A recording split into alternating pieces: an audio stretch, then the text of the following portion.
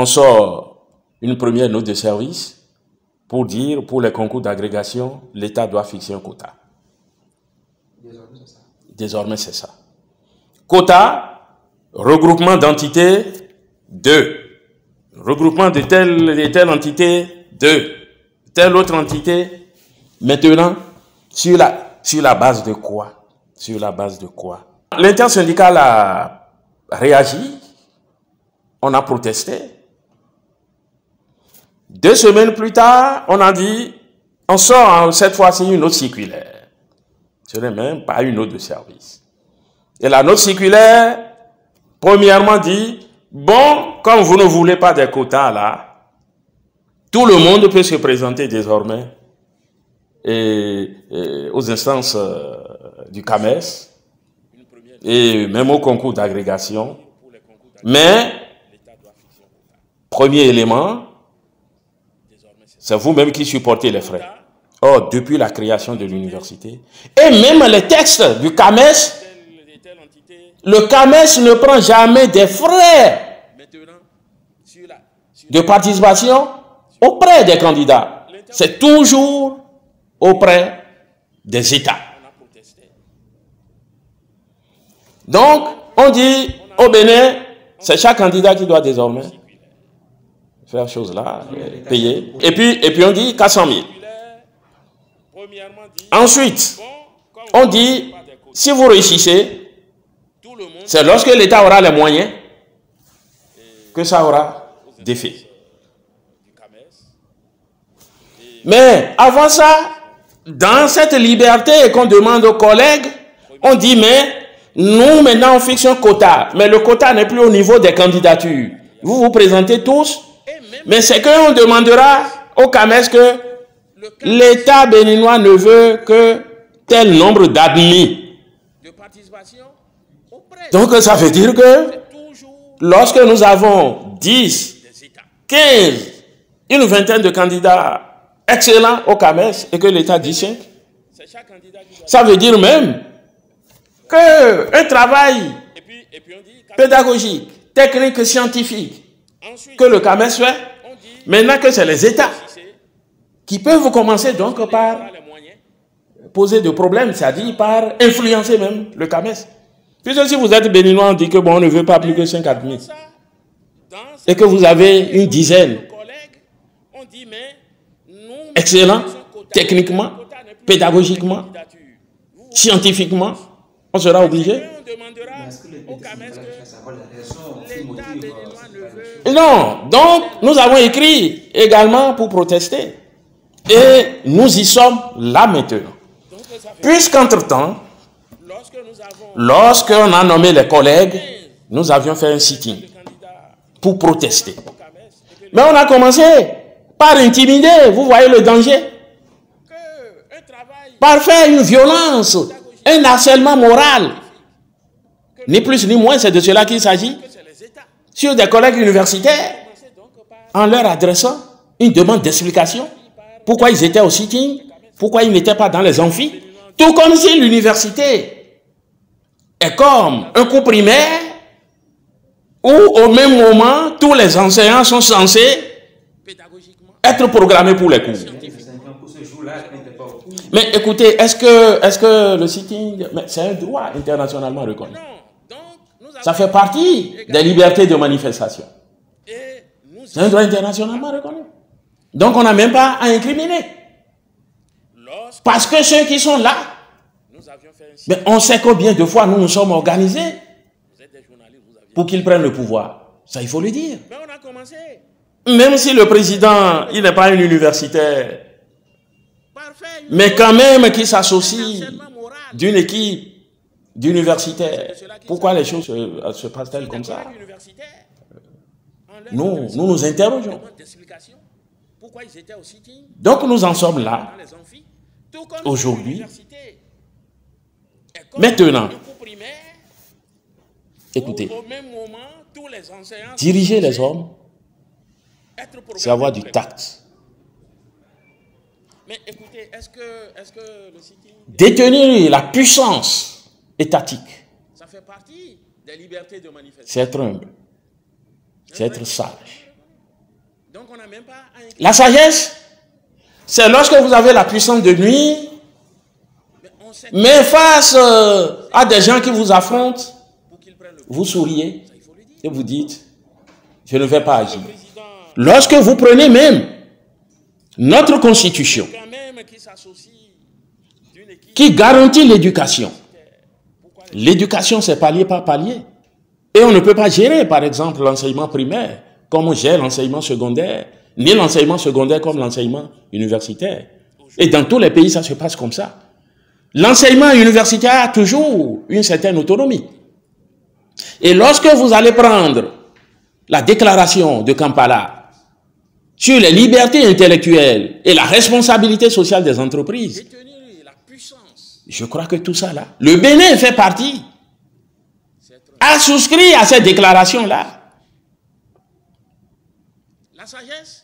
Ensuite, lorsque vous prenez la recommandation conjointe de l'Organisation internationale du travail et de l'UNESCO, tout est clairement défini que les universités doivent être autonomes et que l'État doit tout faire pour faciliter cette autonomie. Les textes existent. Maintenant, lorsqu'on quitte tout ça là, mais écoutez, de 70 jusqu'à maintenant, mais est-ce qu'ils ont eu à faire un bilan? Parce qu'une réforme, c'est ça qui fâche. Une réforme suppose toujours des études préalables. Et nous avons eu à dire déjà à travers nos antennes que ce que le gouvernement doit commencer par faire, c'est ce que nous appelons études de sondage. Là, c'est à son propre niveau. Quel est le budget national? Si je dis que j'ai 5 ans à faire,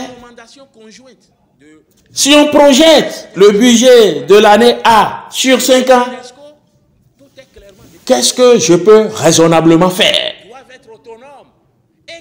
Et le gouvernement évalue sa capacité pour dire, même si je dois amorcer une réforme dans tel domaine, je ne peux pas dépasser telle limite. Et puis ensuite, la deuxième étude, c'est ce que j'appelle l'étude stratégique. Même si les deux souvent vont de pair. L'étude stratégique, mais c'est d'évaluer nos universités d'abord pour voir l'UAC dans le concert des universités africaines dans un premier temps, l'UAC dans le concert des universités au plan mondial. Est-ce que nous empruntons la bonne voie? Est-ce qu'il ne faut pas déplacer l'angle, la vision de l'université d'un point A à un point B? Et comment faut-il le faire? C'est l'étude stratégique qui détermine tout ça là d'abord. Et puis enfin l'étude diagnostique. Mais on ne peut pas dire nous réformons l'université de façon globale, tout comme si c'est une entreprise. C'est dangereux. L'université n'est pas comme une entreprise. Vous savez pourquoi? Vous êtes à l'École nationale d'administration ici. Les problèmes que nous avons au niveau de nos étudiants, au niveau du personnel enseignant, et au niveau du personnel administratif, au niveau pédagogique, ne peuvent pas être les mêmes que les problèmes que l'ENEAM, puisque l'ENEAM aussi, c'est une grande école, que l'ENEAM a aujourd'hui. Et si vous prenez les facultés, les problèmes de la FSA, de la FSS, les problèmes de la FACH, etc., ces problèmes-là ne sont pas des problèmes identiques. Ce que nous pouvons avoir comme problème identique, c'est il nous manque de salles de cours, il nous manque du personnel enseignant ou du personnel administratif, du matériel pédagogique. À part ça, si on doit faire une réforme sérieuse et sincère, non seulement il va falloir faire une évaluation entité par entité. Et quel genre d'évaluation? Évaluation technique, pédagogique, ou une autre forme d'évaluation, ou les deux. Mais on n'a rien fait de tout ça. Donc, on nage On tâtonne. On fait du saupoudrage. On fait effet. Et puisqu'on a le pouvoir, on agresse. C'est de l'agression. Ce que le pouvoir et même le ministère sont en train de faire. Puisque, à notre niveau, lorsqu'on a fait le sitting, on a donné un moratoire. Jusqu'à présent, c'est sans réponse. Et on ne nous a jamais invités. Et à l'époque, puisqu'elle-même, elle se plaît à nous dire, avec ou sans vous, nous on évolue. Elle a eu à le dire une fois, et les collègues n'étaient pas contents. Nous aussi, nous avons dit, donc si c'est ça, le seul organe de dialogue sectoriel, si c'est ça, donc on n'y prend plus part. Et nous sommes là. Maintenant, nous nous organisons. Dieu merci. Au départ, les collègues n'ont pas compris. Mais comme de jour en jour, ils voient qu'on est en train de saccager non seulement l'institution universitaire, mais de créer des conditions de vie difficiles, des conditions incertaines à l'enseignant du supérieur, mais les collègues ont commencé par s'interroger. Aujourd'hui, c'est pratiquement le désarroi. Parce que si ceux qui sont déjà maîtres conf, on dit, nous aurons tel nombre de PT. Et pour passer à la chose là, nous voulons tel nombre. Et sur la base de quoi on fixe les nombres, on ne sait pas.